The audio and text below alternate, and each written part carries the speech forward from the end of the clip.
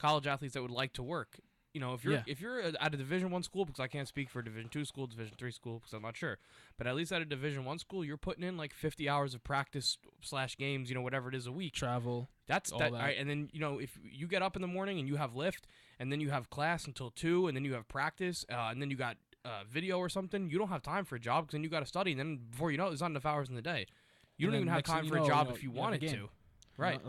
Also, well, here's the thing. I did the math like I was talking about earlier. If you just take $100 million, just 1 year, okay, from each year, okay, it's literally a fraction. You still have $1 billion left over, okay. $1 billion is more than enough to put towards a bunch of schools and whatever the heck you want to put it towards.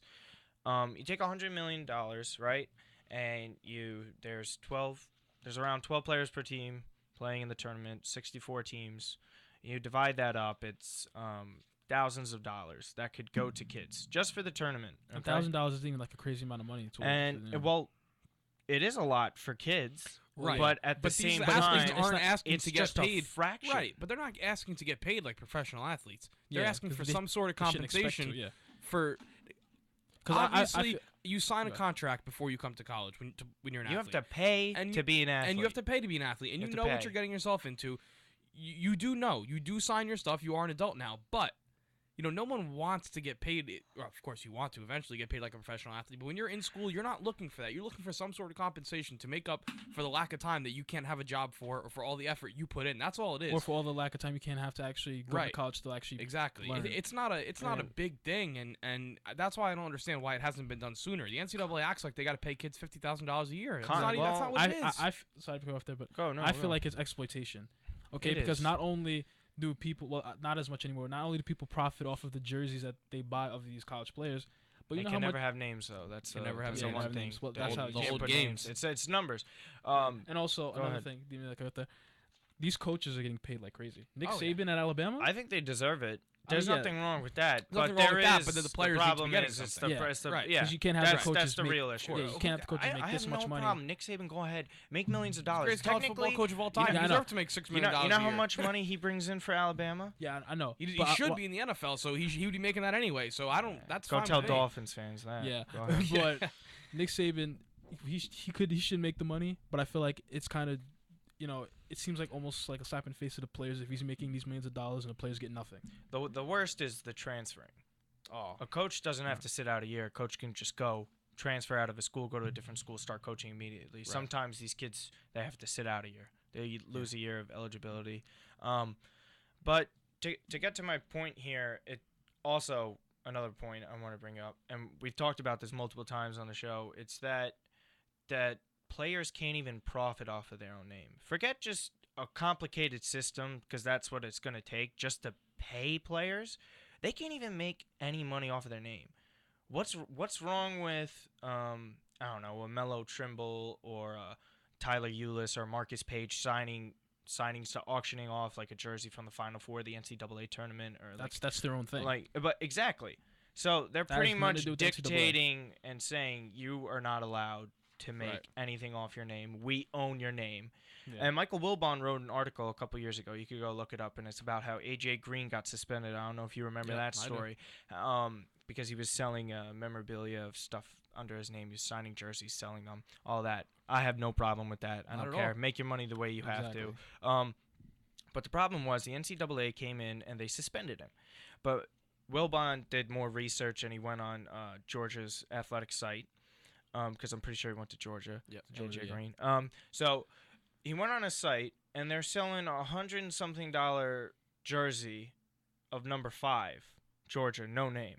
Who do you think they're buying it for? Like, what is the play? You buy number 15 from Duke for Okafor, number 1. Like, a Jabari Parker, number 5 from North Carolina. You know who you're buying. Of course. Okay, you know the number. That's the player you intend on buying. Like, and the names aren't even on the jersey. And they don't get anything.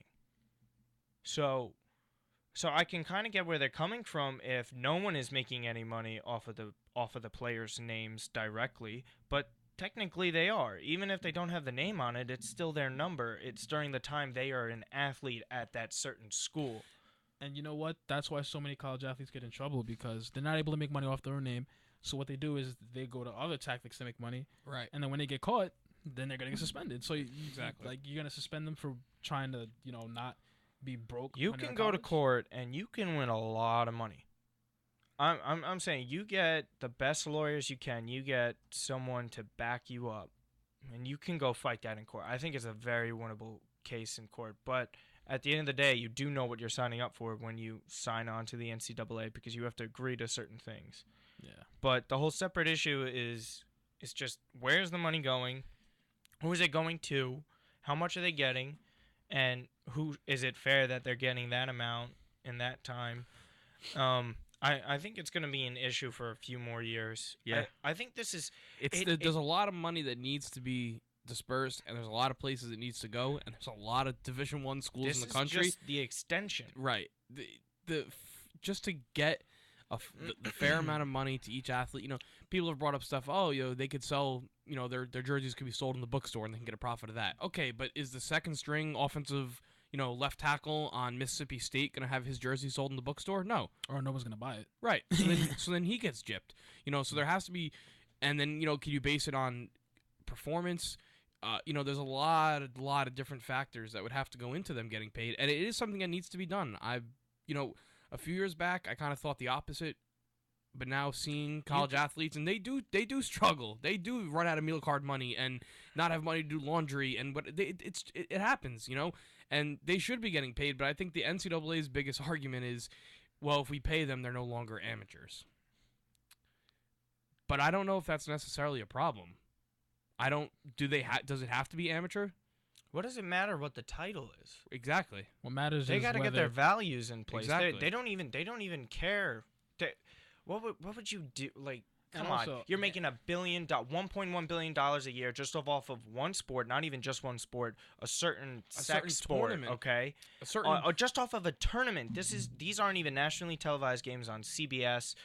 Whenever they play, sometimes TNT's only during the tournament, right. But then they have it on ESPN, ESPN2, the ESPNU, all the SEC networks has its own channel now. All of that stuff. Longhorn Network. Okay, yep. Big Ten, all of that.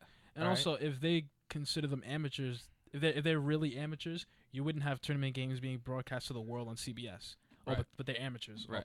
They're not amateurs. A lot of them could be in the NBA now if it wasn't for the rule. They're not amateurs. Amateur is another vague kind of thing to say. It is. And also slightly disrespectful. But Also, another way you could look at it is how certain players would get paid more or not is if you allow players to profit off of themselves, and you could go by jersey sales, right, and stuff like that, and you'd be like, hey, look, we have facts right here saying this player is making more money for schools based off his jersey and everything. He should be compensated a little bit more for that because he's making this sport more popular and bringing in that kind of money.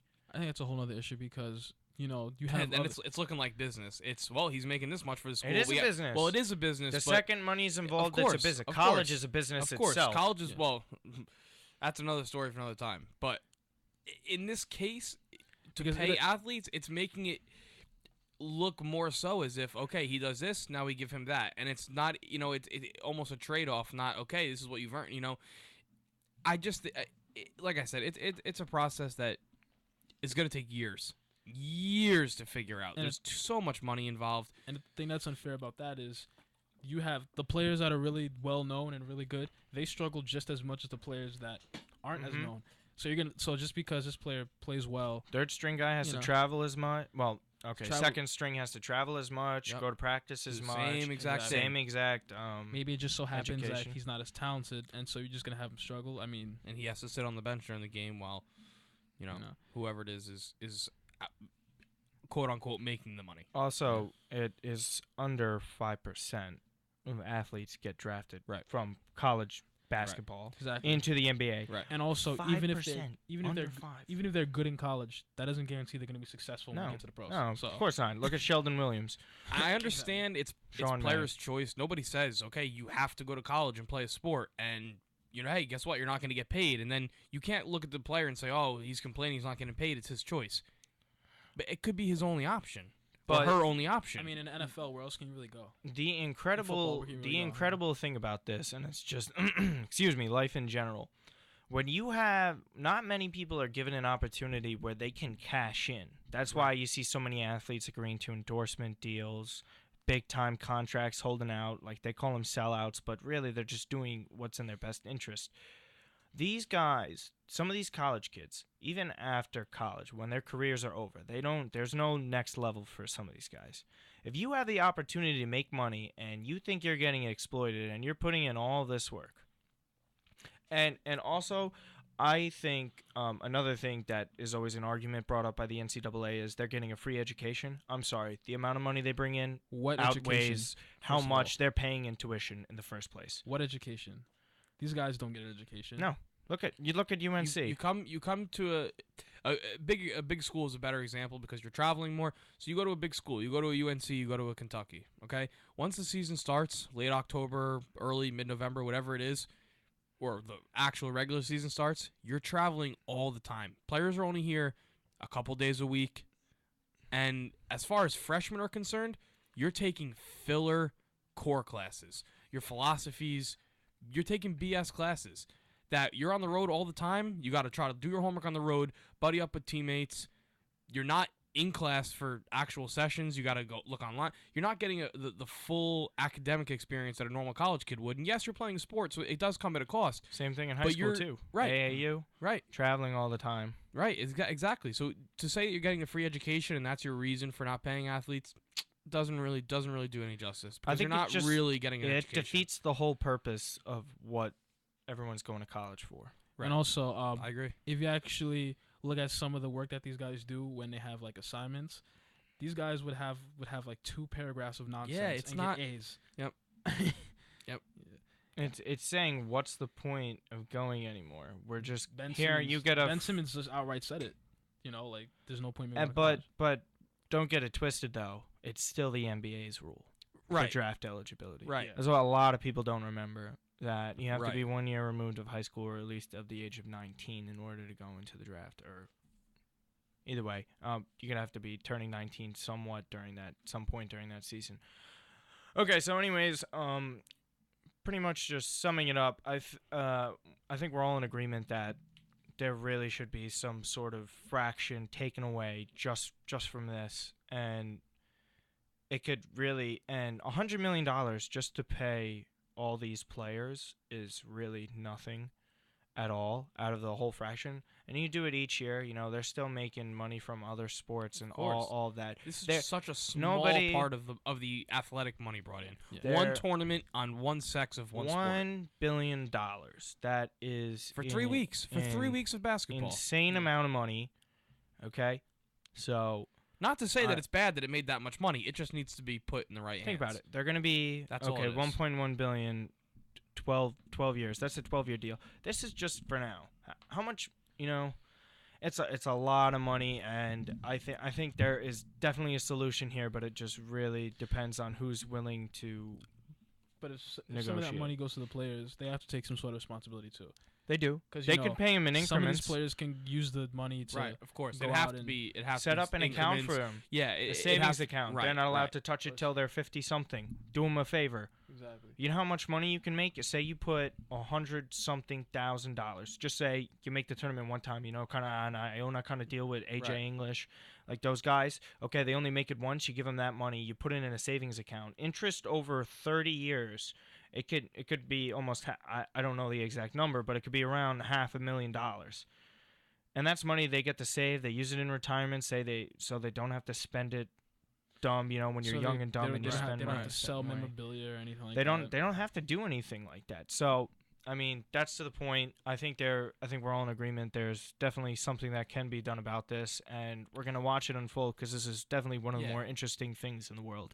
But at the end of the day, I don't think the NCAA is worse than FIFA, but we'll get to that point. Yeah. Trust me on that one. Yeah. Trust me. Take my word on that one. All right, Big Dance. We'll be back.